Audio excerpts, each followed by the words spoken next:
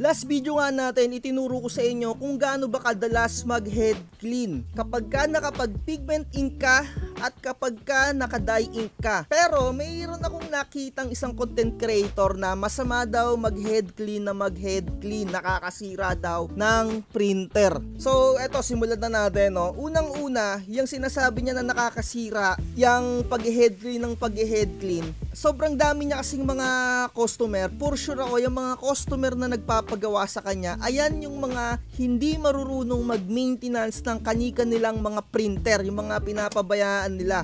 So ayun nga, kapag ka naka-pigment ink ka, wala ka talagang magagawa kundi mag-head clean. At kapag naka-pigment ink ka, talagang parang kalahati na ng buhay ng printer mo ay inilagay mo na talaga sa lupa, sa libingan, no? So, kasi nga sinabi ko sa inyo, babalik tayo sa previous nating video, kapag ka na-print ka nga ng 50 or 20 or 15 or 10 or basta random number, kung ilang beses kang nakapag-print at nakita mo na pumangit yung output mo, so anong gagawin mo? Magdadasal ka para maayos yung print out mo. So, di ba syempre, kailangan mong mag-head clean para hindi masira yung production mo ng iyong mga ginagawa, stickers or kahit anong mga documents. So ayun lang talaga ang magiging paraan mo. Kaya nga sinabi ko sa inyo, yung sa previous video natin, kapag ka naka-pigment, lagi kang nagpiprint, kapag ka na-experience mo na pumangit, mag-head clean ka. Wala ka naman talagang ibang magagawa. At kung wala ka namang customer, at least sa isang linggo, makaka-head clean ka, at least isa or dalawa, tapos mag-print ka ng full colored, lahat ng kulay na meron yung ink mo, yung printer mo, cyan, magenta, yellow, black, kailangan i-print mo yan. Print ka ng picture or etong test print na to. Pero bago ka mag-head clean, i-check mo muna yung nozzle kung kumpleto.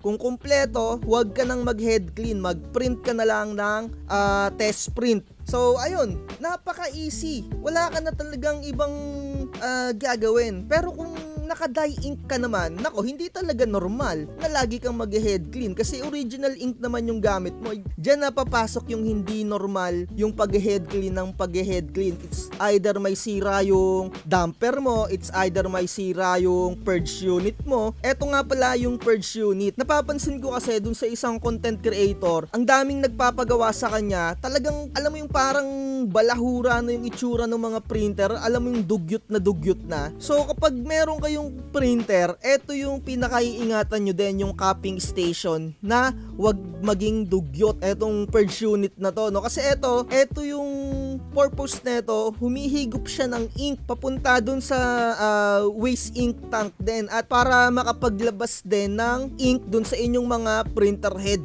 So kapag ka nabarahan to, so hindi niya na magagawa yung kanyang purpose na makahigop ng ink. So ang gagawin nyo dito, para ma-maintenance nyo to, papatakan nyo to ng cleaning solution para yung mga natutuyo na mga ink dyan ay maalis. Tapos didikitan nyo siya ng tissue para maalis yung mga ink na nandyan sa ilalim. Tapos higupan nyo. Kapag ka lumalaban yung syringe, ibig sabihin may bara dyan sa inyong mga cupping station, dyan sa purge unit. So kailangan yung pagkakahigop niya isang diretso lang, hindi lumalaban. So kapag medyo lumalaban, ayun nga, patakan mo ng cleaning solution, alisin mo lahat ng mga ink na nandun, pwede mong hatak, tapos buga, hatak, buga, tapos mapapansin nyo, parang bumubula-bula na etong parang foam to eh. Kasi nga, kapag ka natuyuan yan, hindi makakahigop, kailangan maayos yung function niya. At etong kulay itim na to, ito yung nagkikiskes dun sa printer head ninyo. May mga natutuyo din na ink dito. Alisin nyo palagi yung mga natutuyong ink dyan para malinis niya ng maigi yung inyong mga printer head. Ayan yung isa sa mga maintenance na ginagawa ko. At isa pa, para sa akin, mag manual head clean kayo at least 2 beses sa isang buwan or 1 beses sa 2 buwan. Yung manual head cleaning na tinatawag ko, ayan yung gagamit kayo ng tissue, papatakan nyo yung tissue, tapos ilalagay nyo yung tissue sa ilalim ng printer head ikikis-kis nyo lang na ganon para mawala yung mga ink na natuyo doon, yung mga nagkukos ng smudge. Kaya napapansin nyo sa inyong mga printer, kapag ka pigment ink yung gamit ninyo, may mga smudge kasi may mga natutuyo na ink doon. Ganun yung gawin ninyo. So ano bang mangyayari kung madalas kayong nag-head clean? Eto na yung tanong. Kasi nga sabi nga nung isang content creator, nakakasira daw yung pag-head clean ng pag-head clean. At inuulit ko, ano ang gagawin namin kung hindi kami mag-head clean kung naka-pigment ink kami? Kapag ka pumapangit na yung print, kapag ka na-experience namin pang 50 na print, pang 20 na print, dadasalan na lang namin, hindi na kami mag-head clean. Ewan ko na sa mga content creator na ganyan. So ang mangyayari, kapag ka head clean ka ng head clean, mapupuno yung inyong mga main pad counter. So ito yung main pad counter na nakikita nyo. Makikita nyo lang tong main pad counter kapag ka gumamit kayo ng resetter. So etong main pad counter, ito talaga yung naglilimit para hindi umapaw yung inyong mga waste ink tank. Ayan yung naglilimit doon. Kaya kung reset ka ng reset at yung waste ink tank mo ay napupuno, hindi mo nililinis, hindi mo nilalabhan, talagang masisira at aapaw yung inyong mga ink. So kapag ka nag-reset kayo, ugaliin nyo na nalinisan yung inyong mga waste ink tank kung wala kayong external waste ink tank. Ayun kasi yung mga nakikita ko dun sa mga customer nung isang content creator na nasisiraan ng printer daw, kaka-head clean. Hindi kasi marunong mga mag-maintenance. So eto, i-share ko din sa inyo na kapag ka bago kayong mga printer, ibig kong sabihin yung mga newly designed na printer ni Epson na merong mga waste ink tank na tinatawag na maintenance box, dyan kayo lugi kung nag-pigment ink kayo kasi mas mabilis mapuno yung sinasabi ko nga sa inyo na main pad counter. So dito, hindi nyo na siya mare-reset dito sa mga bagong design na printer kagaya nitong L15150,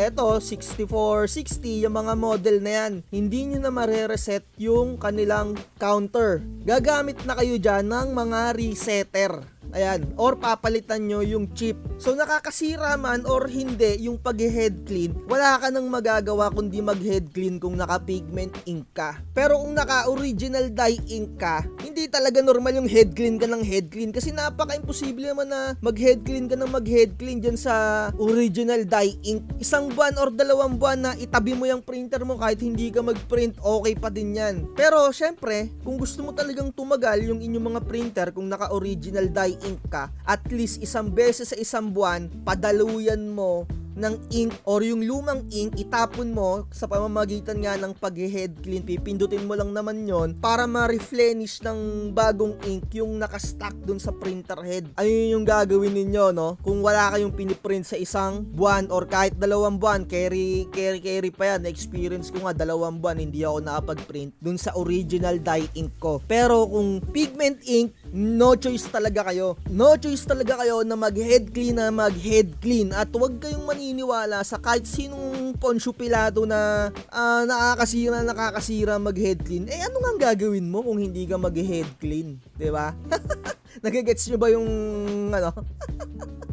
Pero kapag naka-pigment ink lang din yon ewan ko kung na-experience nyo yung nagpiprint kayo ng tipong nakakalima pa lang kayo, ang pangit na nung nangyayari dun sa output ng mga printer ninyo, Ewan ko, ang weird kasi minsan random minsan nakaka-30 na ako ng print dun sa pagdating ng 31 dun na pumapangit, or minsan 50 na piprint ko na sticker bago pa pumapangit. Iba-iba kasi talaga So, pero may mga senaryo din talaga na yung damper mo ay maaaring sira. Or may senaryo din na yung inyong mga purge unit ay maaari ding sira. So, ganun talaga. Wala ka naman ng magagawa So, inuulit ko, wala ka nang magagawa kung naka-pigment ink ka. Mag-head clean ka talaga ng mag-head clean. At isa lang mapapayo ko sa'yo, sa mga may-ari ng mga printer, mag-maintenance kayo, wag nyong pabayaan yung mga printer nyo na ma-stackan ng mga pigment ink kasi napakabilis matuyo din ng mga ink na yan. Iba nga yung karakteristik ng pigment ink sa dye ink. Kaya mag-head clean talaga kayo na mag-head clean.